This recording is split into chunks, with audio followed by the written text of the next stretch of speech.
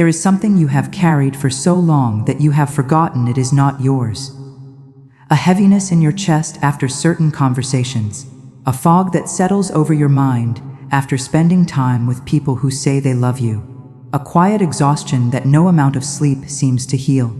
You have named it many things over the years: sensitivity, overthinking, perhaps even weakness.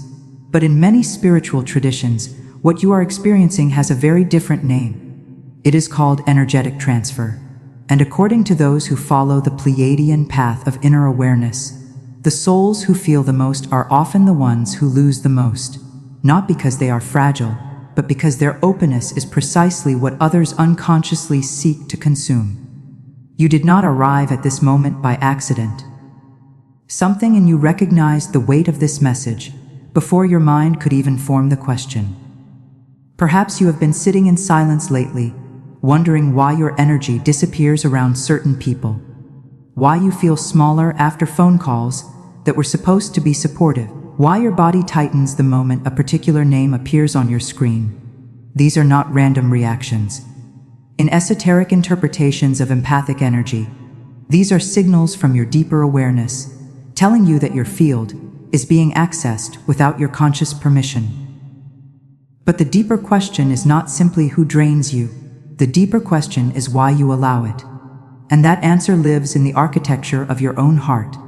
In many cosmic storytelling traditions, it is said that the most radiant souls on this planet share a common wound.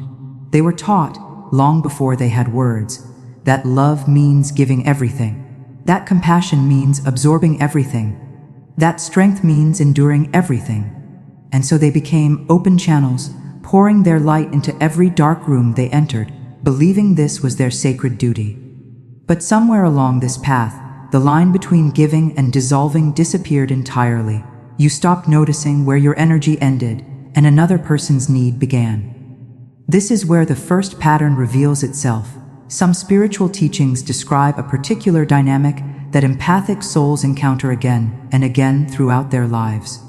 It is the presence of someone who lives in perpetual crisis. Not a person facing a genuine emergency, but someone whose identity has become inseparable from suffering. They call you when the world collapses. They lean into your warmth when their own choices create cold consequences.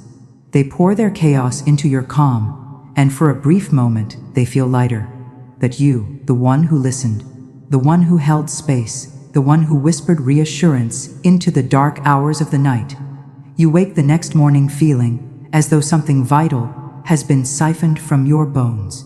In spiritual symbolism, this is sometimes described as a soul who has learned to feed on empathy rather than generate their own inner warmth. They do not do this with malice. They do this because they have never learned to sit with their own darkness. And your light, so generous and so willing, becomes the substitute they return to whenever self-reflection becomes too uncomfortable. The recognition may sting. You may already see a face forming behind these words. Someone you have loved deeply, perhaps still love. Someone whose tears have always felt more urgent than your own silence. But here is what many esoteric teachings gently remind us. You cannot warm a house by setting yourself on fire. Your compassion was never meant to be a bottomless well for those who refuse to dig their own. And yet this was only the first pattern. The second moves with far more subtlety. And that is precisely what makes it so difficult to name. There are people in your life who feel like shelter. They say the right words. They offer comfort wrapped in softness. They position themselves as protectors, as guides, as the ones who truly understand you. But over time, if you pay attention to the weight in your body rather than the sweetness in their language, you begin to notice something unsettling. Their kindness has conditions. Their support has invisible strings. Their love arrives wrapped in control so delicate that it looks indistinguishable from care. In some spiritual frameworks, this is described as the shadow wearing the mask of light. It is not the obvious antagonist. It is the person who subtly rearranges your reality so that you begin to doubt your own perception.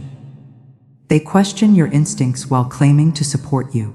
They offer advice that quietly redirects your path toward their comfort zone. They celebrate your growth only when it does not threaten the dynamic they have carefully constructed. This is perhaps the most painful recognition of all, because it asks you to look at relationships you believed were sacred and examine them with unflinching honesty. Not with anger, not with blame, but with the quiet clarity that many meditative traditions describe as seeing with the eyes of the soul, rather than the eyes of the wound.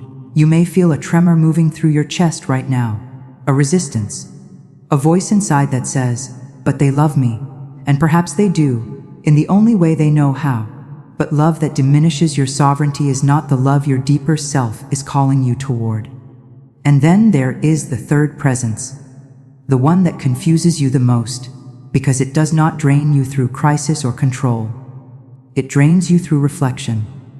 Some souls enter your life not to take from you directly, but to mirror back every unhealed fracture you carry within yourself. They trigger reactions that seem disproportionate to the moment. A small comment from them sends you spiraling into old pain. A glance, a tone, a silence that should mean nothing suddenly opens a corridor to memories you thought you had buried long ago. In many esoteric interpretations, these individuals are described not as enemies, but as unconscious mirrors. They are not deliberately causing harm. They are simply vibrating at a frequency that resonates with your deepest wounds, and their presence forces those wounds to the surface. This is the most complex of the three patterns, because it asks you to do something profoundly uncomfortable. It asks you to stop looking outward for the source of your pain and turn inward instead. The mirror does not create the reflection. It only reveals what is already there. And the exhaustion you feel after encountering this presence is not because they stole your energy. It is because your own system is spending enormous resources trying to suppress what their presence has awakened. The old grief, the childhood silence, the moments when you learned that your sensitivity was a burden rather than a gift. All of it rises to the surface. And if you do not have the awareness to recognize this process, you will simply blame the mirror and walk away, only to encounter another mirror further down the road. But what if, according to some spiritual perspectives, these encounters are not punishments at all? What if they are invitations? What if the exhaustion is not a sign that you are broken, but a signal that something within you is ready to be seen, felt, and finally released?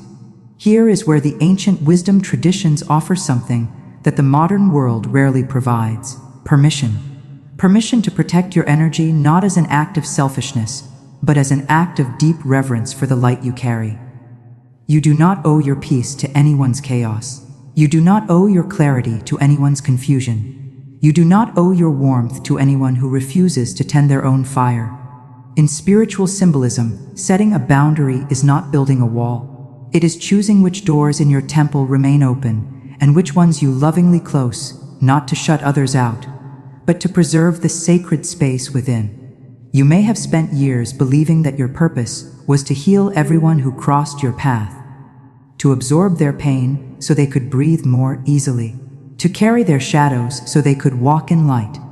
But perhaps, as many contemplative teachings suggest, your true purpose was never to carry the weight. Perhaps your purpose was to stand so firmly in your own light that others are inspired to find theirs. Not through sacrifice, not through depletion, but through the quiet, undeniable radiance of a soul that has learned to honor itself. Close your eyes for a moment if you can. Feel the space around your heart. Notice if it feels tight, guarded, heavy with the residue of energies that were never yours to hold. And in this stillness, without forcing anything, without performing any ritual, simply allow yourself to feel what it would be like to set those burdens down. Not with anger toward those who placed them there, but with a deep exhale of recognition that you have carried enough, that your sensitivity is not your weakness, but your most extraordinary compass, that the exhaustion was never a flaw in your design, but a message from your deepest self, asking you to finally, gently, choose yourself. The stars above you tonight are the same stars that ancient civilizations looked upon when they spoke of guidance from realms beyond ordinary sight. Whether you understand the Pleiades as a cluster of distant suns, as a mythological symbol, or as a representation of the wisdom that lives within your own consciousness, the message remains the same. You are not meant to dim so that others may shine. You are not meant to empty yourself so that others may feel full. You are meant to stand, quietly and without apology, in the fullness of who you are. And from that fullness, offer what you can without losing what you need. The three patterns will return. The one who lives in perpetual storm will knock again. The one who disguises control as care will speak sweetly again. The one who mirrors your unhealed past will cross your path again. But this time, you will recognize them, not as enemies, not as cosmic punishments, but as familiar teachers whose lessons you have already learned. And you will meet them with something far more powerful than resistance. You will meet them with awareness, with a calm, unshakable knowing that your energy is sacred, that your peace is non-negotiable, that your light was never meant to be consumed by the darkness of another, but to illuminate the path back to your own heart. Breathe deeply now. Feel the quiet settling in your chest. This is not the silence of emptiness. This is the silence of remembering. And in that remembering, you may find that the protection you have been searching for outside yourself has been waiting within you all along, patient and luminous, like a star that never stopped shining behind the clouds.